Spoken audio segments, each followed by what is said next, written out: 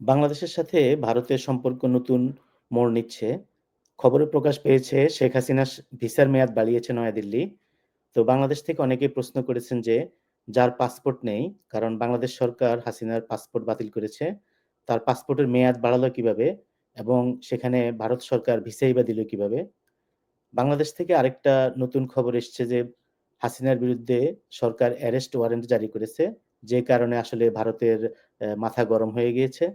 তো আমরা দেখতে পেয়েছি যে শেখ হাসিনার গ্রেপ্তারি পরোয়ানা নিয়ে ভারতের সাবেক রাষ্ট্রদূত বিনা সিকরি তিনি মন্তব্য করেছেন। তিনি হাসিনাকে নিষ্পাপ দাবি করছেন। তো আসলে বোঝা যাচ্ছে যে ভারতের এসব রাষ্ট্রদূতরা তারা নিজেদের দায়িত্ব স্বীকার করতে চান না। তাদের কূটনৈতিক ব্যর্থতা তারা জোর করে অস্বীকার করে চাপা দিতে চাচ্ছেন। দ্বিতীয় আরেকটা জিনিস খবরে এসছে যে শেখ পরিবারের বিরুদ্ধে যেসব দুর্নীতি মামলা চলছে, এর মধ্যে টিউলিপ সিদ্দিক হাই প্রোফাইল আ হাসিনার ভাগ্নি। তো টিউলিপ ১ম এ বলেছেন যে বিনামূল্যে ফ্ল্যাট নিয়ে থাকতেছেন। তো সেটা নিয়ে যুক্তরাজ্য সরকার তদন্ত চালাচ্ছে। বাংলাদেশ থেকেও টিউলিপ সিদ্দিকের ব্যাংক হিসাব জানতে চাওয়া হয়েছে। একইভাবে আওয়ামী লীগ নেতা তাপস লন্ডনে আছেন। তিনিও সেরকম একটা ফ্ল্যাটে আছেন। টিউলিপের ছোট বোনও নাকি এরকম একটা ফ্রি ফ্ল্যাটে থাকেন। তো আমার মনে হয় যে লন্ডন শহরে অনেক ফ্ল্যাট, অ্যাপার্টমেন্ট, বাড়ি বাংলাদেশ থেকে পাচারকৃত টাকায় নামে বেনামে কেনা হয়েছে এবং শেখ পরিবার এসব দুর্নীতিতে সহায়তা করেছে এবং তারা প্রত্যক্ষভাবে জড়িত। তো এসবের তদন্ত করে তাদেরকে বিদেশে হেনস্থা করতে হবে। এমনকি তাদের যেসব পদবি নিয়ে তারা আছে সেগুলি থেকে বাতিল করে দেওয়ার ব্যবস্থা করতে হবে বাংলাদেশ থেকে। একটা ভালো খবর এসছে এর মধ্যে বাংলাদেশ-ভারত রিলেটেড। সেটা হলো যে বাংলাদেশের বর্ডার গার্ড ৫ কিলোমিটার জায়গা দখল করেছে। তো ঝিনাইদহ জেলার মহেশপুর উপজেলার সীমান্তবর্তী কোদলা নদীতে ৫ কিলোমিটার জায়গা ভারতের দখলে ছিল।